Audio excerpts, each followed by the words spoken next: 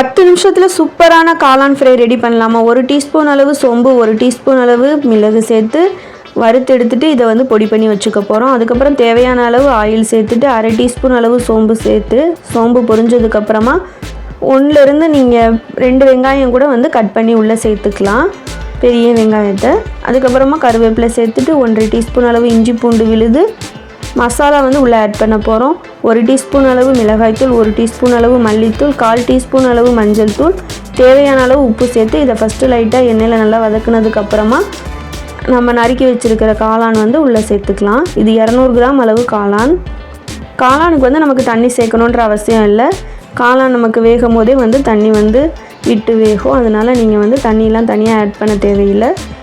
இப்போ நம்ம அரைச்சி வச்சுருக்கிற பொடியை வந்து சேர்த்து ஒரு 2 நிமிஷம் வந்து லோ ஃப்ளேமில் வச்சிங்கன்னா சூப்பரான காளான் ஃப்ரை ரெடி ஆயிரும்.